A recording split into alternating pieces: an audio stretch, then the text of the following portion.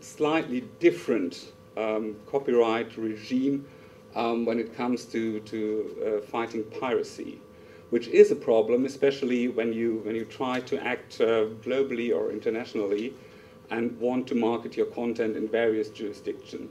So we are faced, even though there is harmonization in the field of copyright law, for example, you face a variety of legal means, of legal systems throughout the EU, not to talk about other jurisdictions at the other end of the world. The same applies to the rest of the legal or regulatory regime. Regulatory meaning that there is, for example, in some countries, the need for a license if you want to set up an IPTV program. And the last thing is an issue that will develop, at least this is my assumption in the future, competition law issues. That's quite close connected to regulatory. For example, who will be the future gatekeeper in a chain, in the value chain of digital content? Who needs to be regulated for this purpose? Is there anybody in this very chain who has so much influence when it comes to access to content, when it comes to access to platforms, for example, that this activity needs to be regulated to prevent unfair competition, to prevent a monopoly, a factual, a legal one? This is one of the major obstacles as well. The reason for this importance of legal issues in defining obstacles, and this, to say it again, is a mere representation of the status quo we have. The study aimed not at how can we change the situation, but concentrated on what is the situation right now. What are the obstacles that we have in the current situation, and tried, of course, to see how those obstacles will develop in the future. What's that? Okay. Why is law so difficult? Because life is difficult and distribution of digital content is difficult. We tried to set up into this picture the licensing of content rights, and this is a quite easy thing, so it's simplified.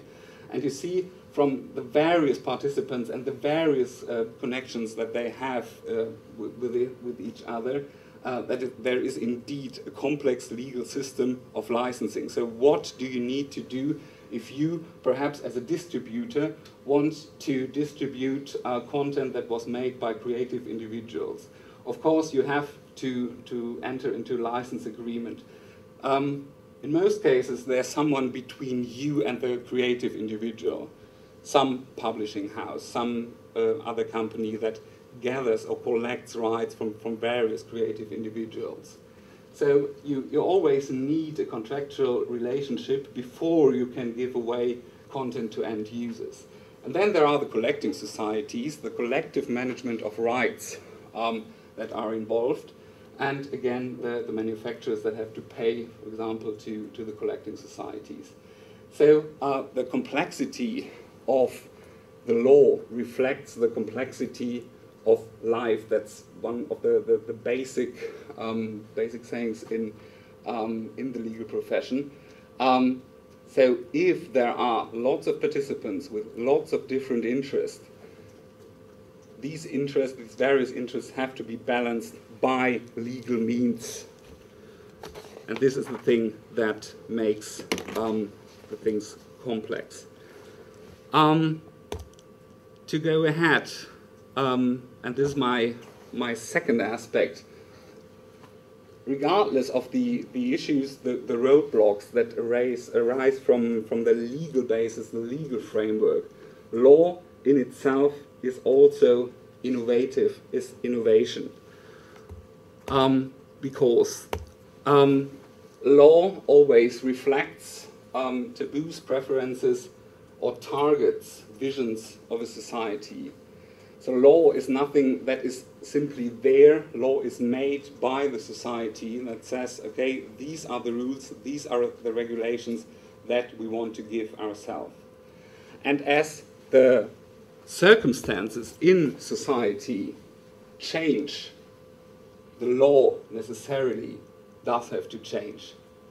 Some exceptions may apply where circumstances change, but the law doesn't change. But in general, law is an ongoing process that never remains the same when the circumstances around it change. The problem with law made by lawmakers, made by parliament in a democratic society, is that it's not always fast. The one reason is that law in most cases reacts when taking the initiative. Also there exceptions may apply. For example, if you go into the energy sector, alternative energies like water, sun, or something like that, can be promoted by law. So you have a situation where classical energies are used in a society, then the parliament decides we want to promote, there's a society target to promote alternative energies, so we enact legislation that promotes, that gives financial aids or something like that, that promotes those alternative energies, and as a consequence, these alternative energies get a larger distribution. Unfortunately, this is rather not the case in the section of intellectual property right. There we have the basic rule that law rather reacts than taking any initiative. And this is also the case if you look at the current situation when it comes to the harmonization of different copyright regimes or intellectual property regimes throughout, for example, the European Union. There are various efforts of harmonizing, of making Europe a level playing field in the intellectual property sector. However, there are several problems, detailed problems connected with that. You cannot go and simply say from one day to the other, we want to have the same legal framework throughout Europe. This is always a process. And this process is underway.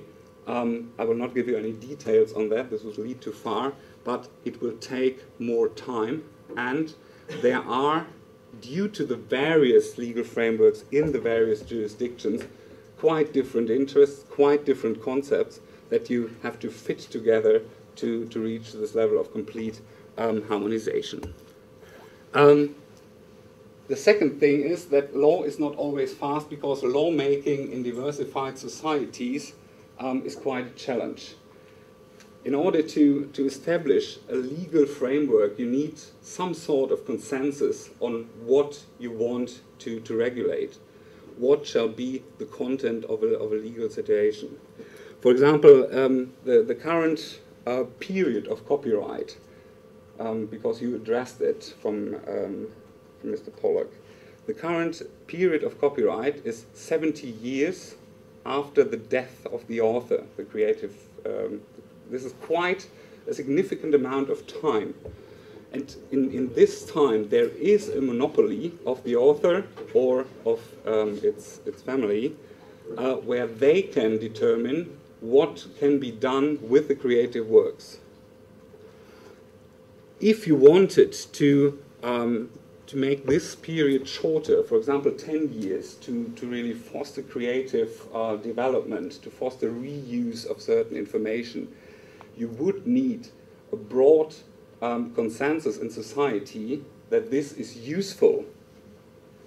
And as society today contains quite diversified interests, quite diversified approaches, it's not that easy to reach a consensus that overcomes existing regulations. This is one of the reasons why law is not always fast, not sets the pace, but slowly reacts on the challenges that are connected with the digital world or changing circumstances in society. And law can hardly satisfy everybody, because in a democracy, the majority